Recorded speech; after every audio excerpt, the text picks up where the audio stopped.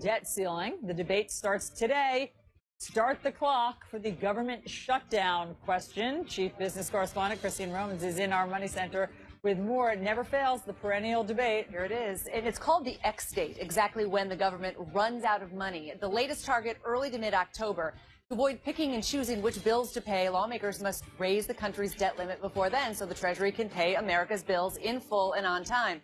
Now, for months, the Treasury Secretary, Steven Mnuchin, has used special accounting tricks to stay under the debt ceiling. But the gimmicks tap out sometime between September 29th and mid-October. There are big consequences if Washington doesn't raise the ceiling in time. A downgrade for U.S. credit, federal employees and contractors wouldn't get paid, and world markets could tank. Now, that debt ceiling will be hit exactly as Congress needs to pass a spending measure to keep the government open. The president is now threatening a government shutdown if his border wall is not funded. By the way, the last shutdown cost the U.S. economy $24 billion. Chris? Good to know, Christina. You know, and when they hold up those payments, it's the people who pay the price. Oh, absolutely. Thank you very much.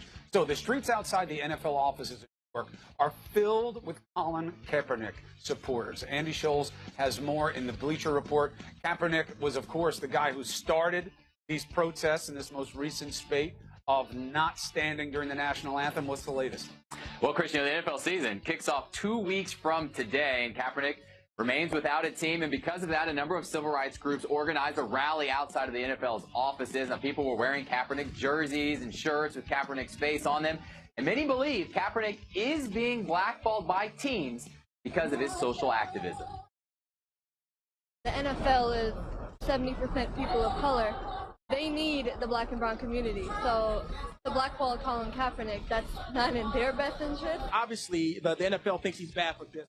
Not yelling or screaming or being disrespectful. He's just bringing attention to a very important issue they have a problem with.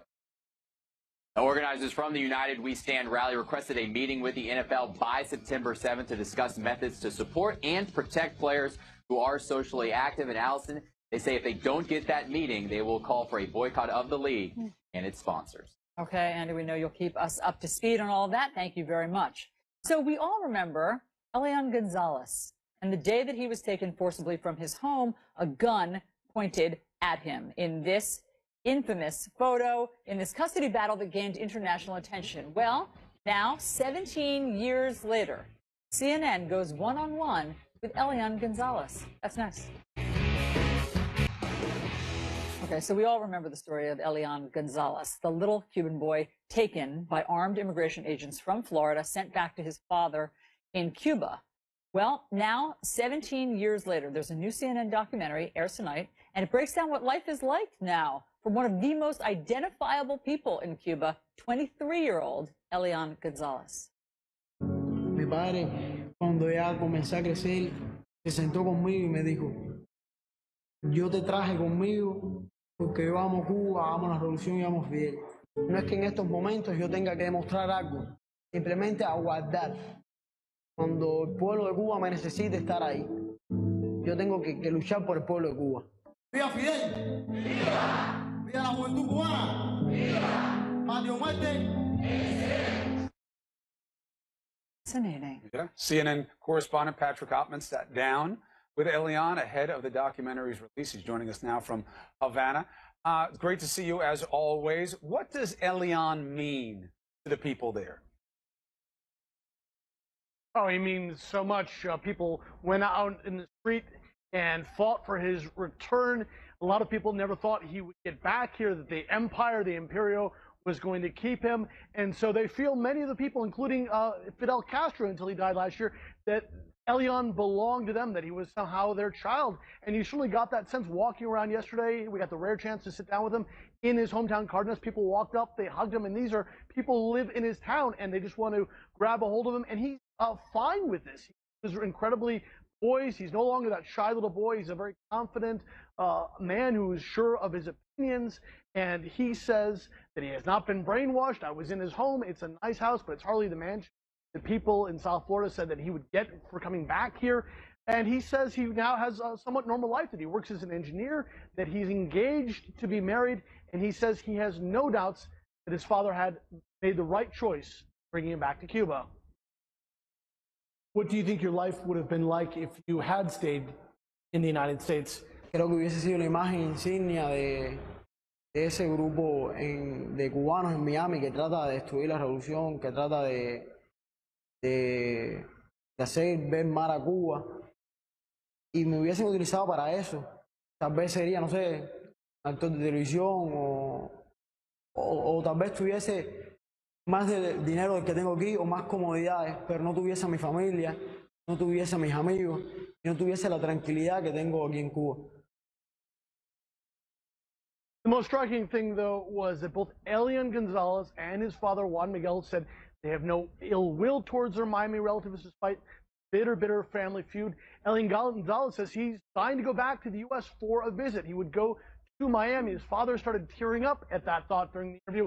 He was concerned about his well-being, but Elian Gonzalez said it's his decision now. He thinks about the U.S. all the time, even though his life is in Cuba. He wants to go back, and he says, thank the people who supported his father and his desire to return to Cuba. He says he needs to go back and thank those people. Personally, he also says that he would like to meet with those Miami relatives, that the bad blood has gone on for too long. And both he and his father said it is time to reconcile the Gonzalez family fight. What is he doing in Cuba? What's his life like? So he has trained to be an engineer. He graduated last year, Chris, from a military academy. People saw him in this military uniform and said, no, he's become a spokesman for the government here. But he's now working for a company that makes water tanks, which are a very important facet of people's lives here. They go on top of people's homes. He's got a very nice girlfriend. He was serving us lots of cups of Cuban coffee yesterday. He lives with his dad like most Cubans do here. And he says he's just kind of a regular guy, but he is so well-spoken, so sure of his opinion. He wants to learn English. He's working on that, and he says he's got big hopes for the future. I don't think this is the last we've heard of Elian Gonzalez. Patrick, it is so fascinating where he is now. Thank you so much for bringing that to us.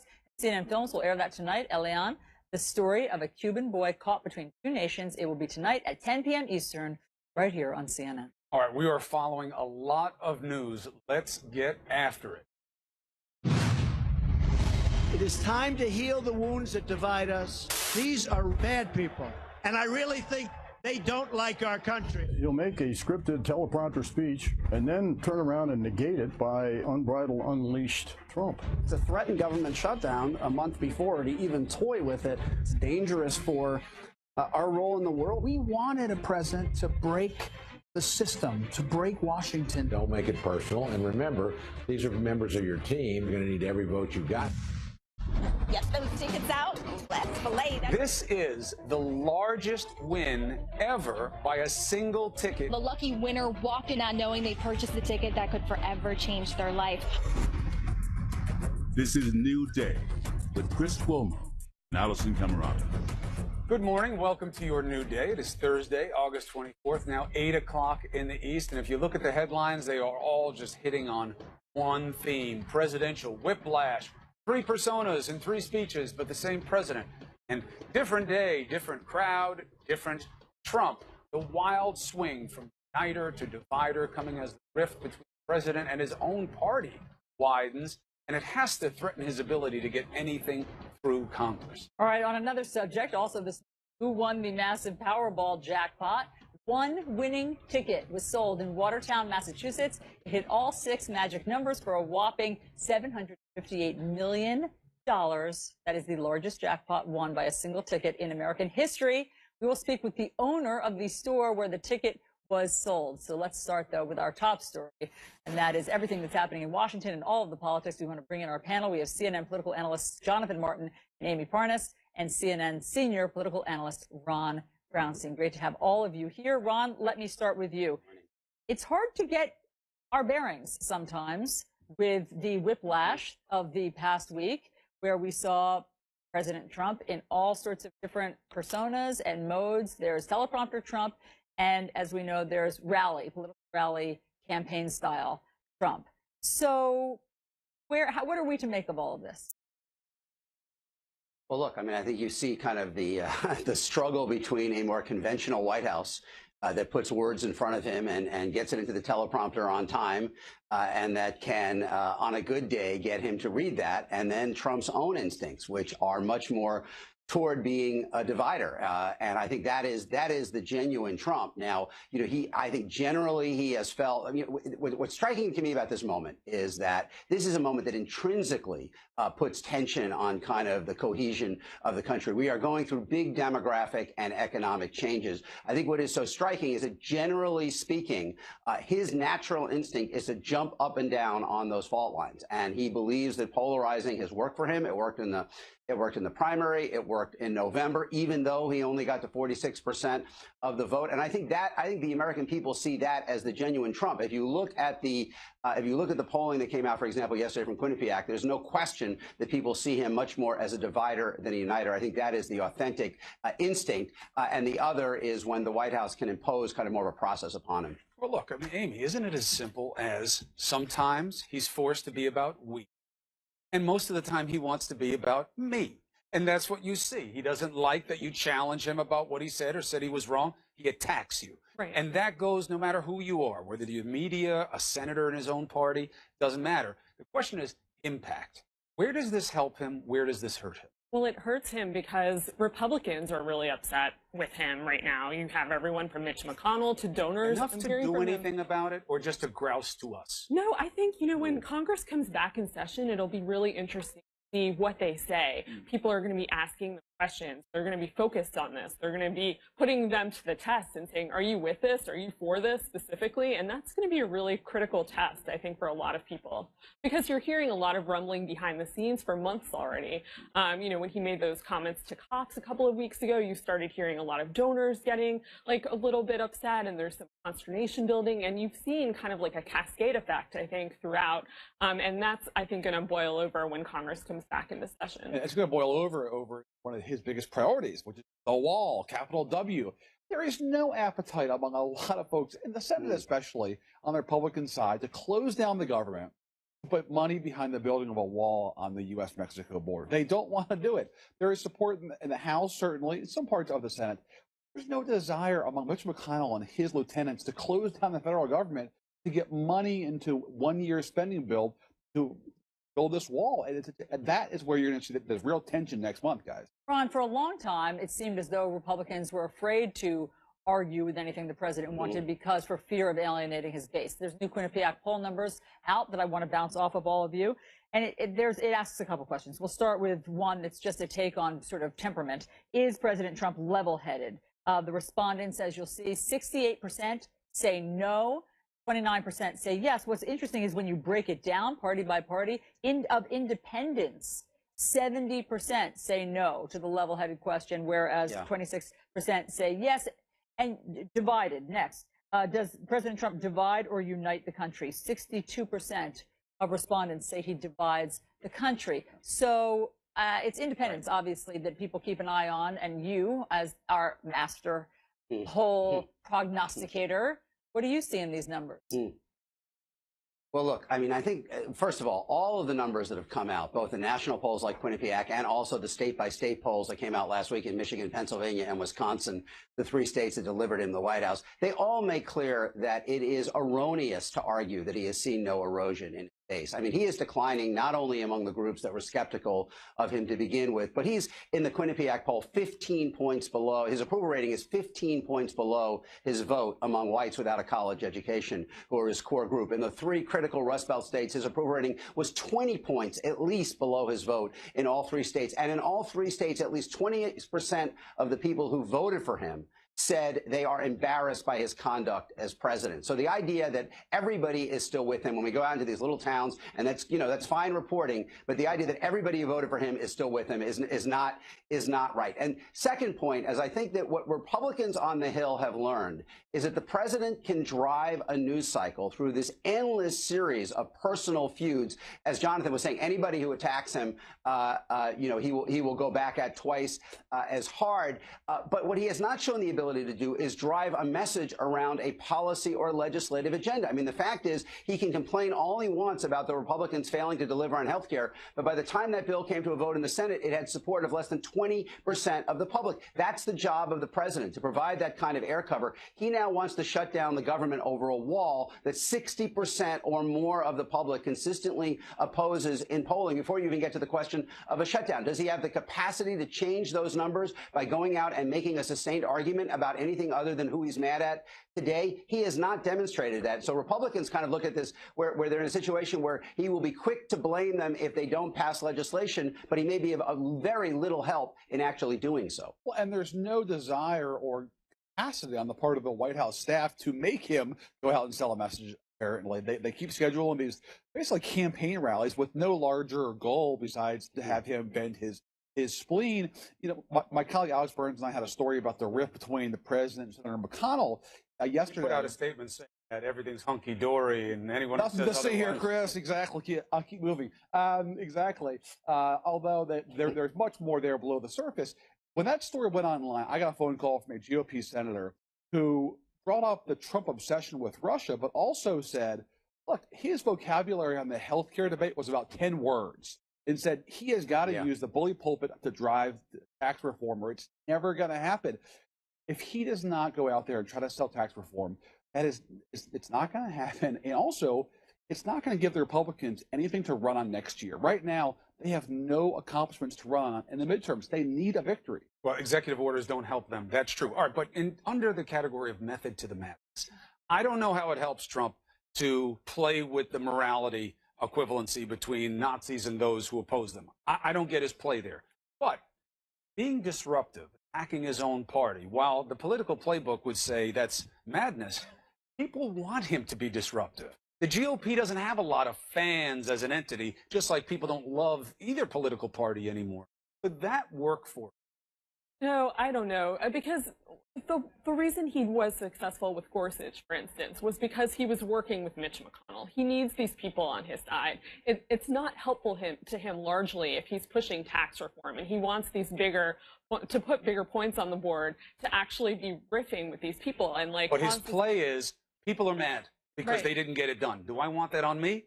No, it's on them. So I'm going to go after them as well. Could that work? And make him the people's agent against the inefficacy of government. Yeah, the swamp, yeah. I don't think so. I really don't, Yeah. because I think ultimately he needs all these people. He needs to work with them, and he needs Republicans, not only Democrats and Republicans, but to do something like infrastructure, low-hanging fruit, something that people thought that he could pass very easily. That doesn't look And so if they good. have no wins and they lose the House next year, guess what? That's going to be on him in 2019, because then you're going to have a House Democratic majority with subpoena power that's going to give him a hard time and perhaps even impeach him. So his fate, Chris, is very much tied to those folks. He relishes going after them because you're right. He doesn't want to take the blame. But guess what? His fate is tied to them. And if they lose their majority next year in the House, that's going to create a world of problems. Go ahead, Ron. Yeah, real quick, the last 3 times we've had unified control of government, one party controlling the House, the Senate, and the White House, going into a midterm, they've lost it.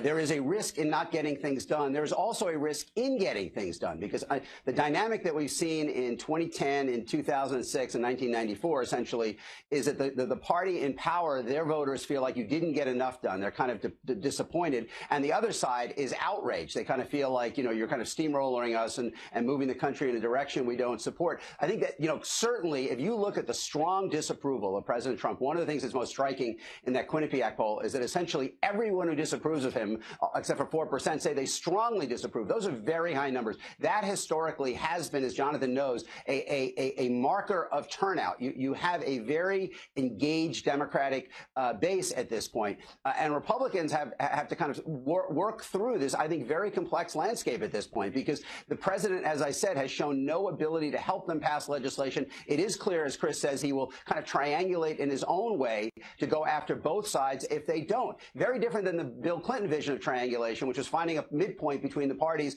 and working out deals on welfare reform and the balanced budget in 96, 97. I think what President Trump could be heading toward, as Chris suggests, is in fact kind of a point away from both sides where he blames both of them. There is an audience for that, but it's not 50% of the country. Amy, one interesting question. Obviously, you've made the case that the president needs Congress.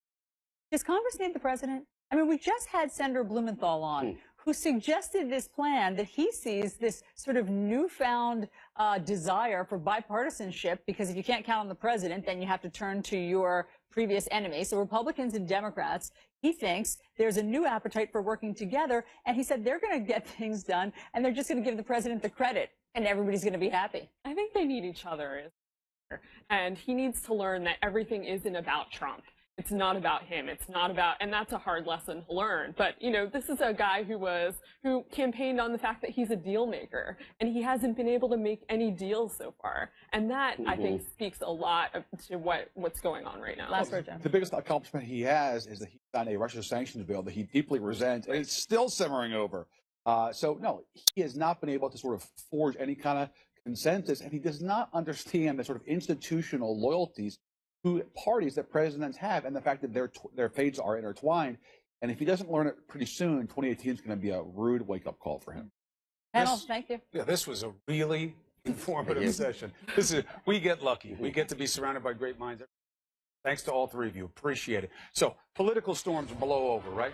Real storms we got to track. And coming towards Texas right now on the coast is a hurricane. Right now, it's, you know, maybe tropical storm, can become a hurricane. It's called Harvey.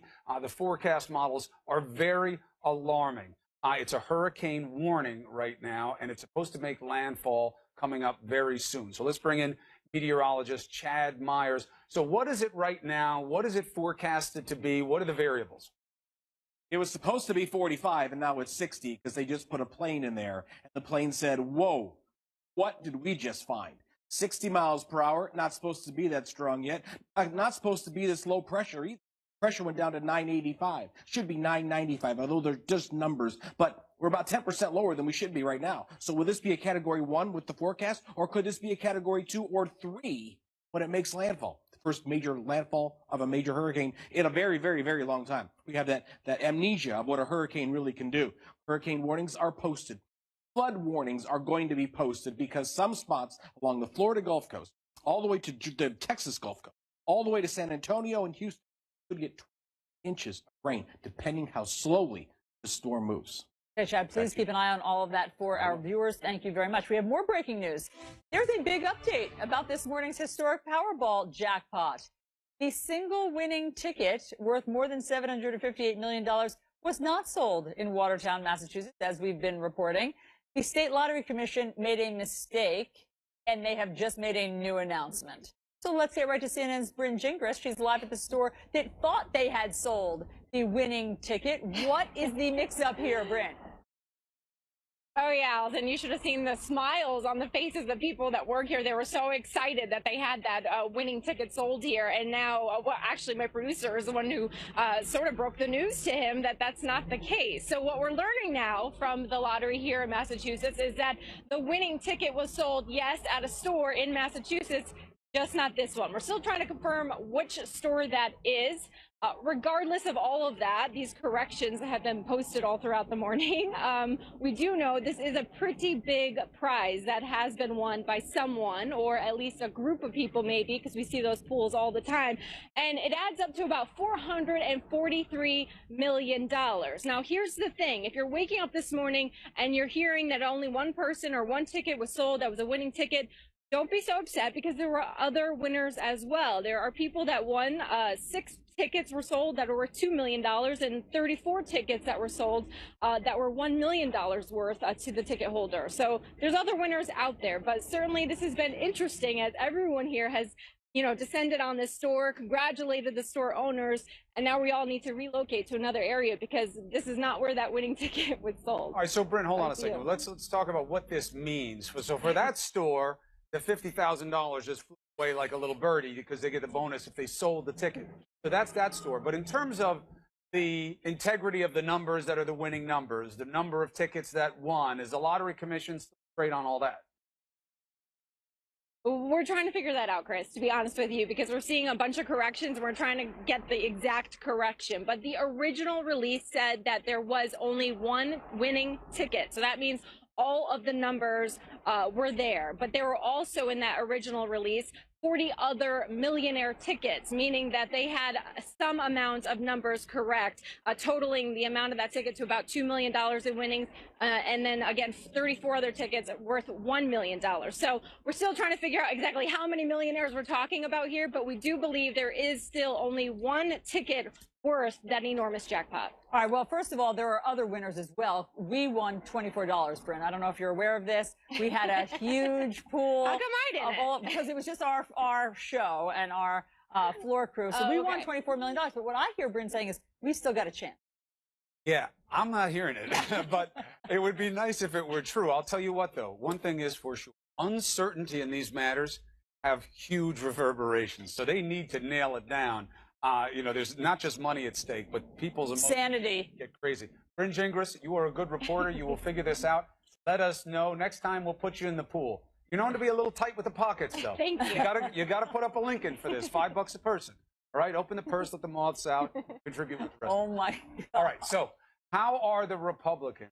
Okay, how are they dealing with what we're seeing from the president of the United States? That he says what he wants to when he believes that it suits his personal interests. Whether it's scripted or unscripted from the teleprompter, it's about what's in his head and what's in his heart. How do they defend it?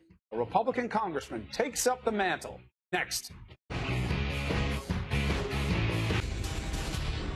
Yes, I think there's blame on both sides. You look at both sides. When we open our hearts to patriotism, there is no room for prejudice, no place for bigotry. I hit him with neo-Nazi. I hit him with everything. It is time to heal the wounds that divide us and to seek a new unity based on the common values that unite us. There's no question that the messages come into conflict with one another, but is this really about a tale of two Trumps? One that's on a teleprompter and stays on message, the other that goes off script and often distracts from his own agenda. So let's discuss it with Republican Congressman Dan Donovan from New York. He's a member of the Foreign Affairs and Homeland Security Committee. It's great to have you here, Congressman. Good to be with you, Chris. Now, I wanted to have you come on because not only are you a known and extremely experienced and respected former prosecutor, so you can make a case, but you're known as a straight-up guy. And when it comes to moral issues, you're solid on them. That's not what happened here. The president started off in a place where the people who were fighting against the white supremacists, in his mind, were seen as some type of equivalent to the people they were fighting against. Did you agree with that? I did not. I mean, these hateful people who stormed the University of Virginia and some heinous event occurs where a young woman loses her life.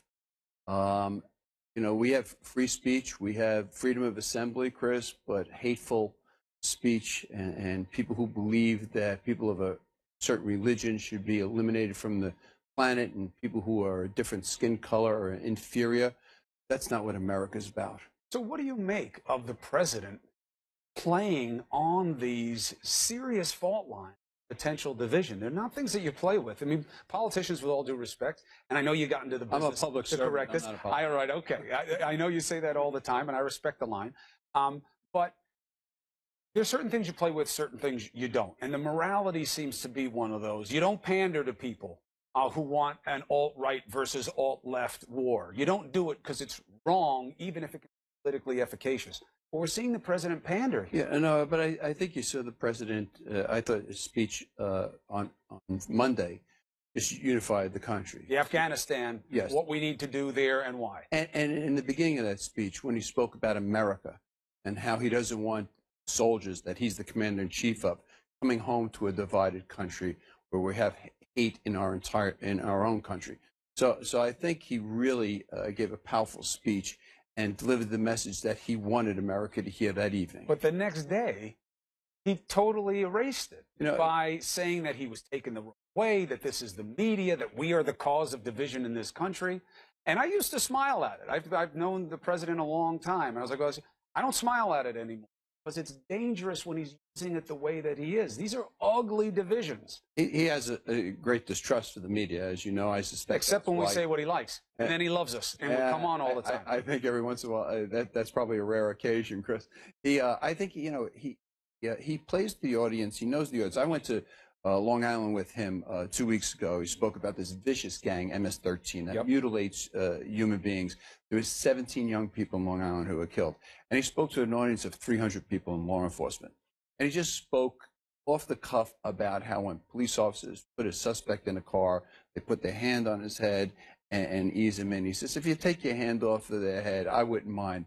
The next day, everybody's talking about that the president's promoting police brutality and everything. He said, be nice, but don't be too nice. Right, and he was talking to that audience. Right, but that's about style. Right. That's about how you come across as presidential, and you're kind of joking about an issue that is so divisive. But even that isn't as bad as playing, well, the Nazis and the people who are protesting against, blame on both sides. That is taking it to a place that I don't know how that's constructive for America. Do you? No, I don't think it's constructive to America, and I think he made his real point on Monday night when he... But how real can it be if he contradicts it the next day? And also, this is a serious matter. The politics, though, he's doing as well. There's a new tweet that he just did during our conversation. Don't worry, it's not about you. I requested that Mitch M. and Paul R. tie the debt ceiling legislation into the popular VA bill, which just passed for easy approval. They are waiting on the rest of it. So we can anticipate that the they is going to lead to him bashing them both for not doing what he wanted. What is your concern about the president going against you and his own? Yeah, I mean, this is the politics of our governing. The president believes, at least I believe he believes, that, you know, by putting pressure on the leaders, he'll get some things accomplished. There's times that he invites the leaders over to the White House. They sit down and they work out what they want to work out. I think the president's getting frustrated. He's been in office now for 8 months.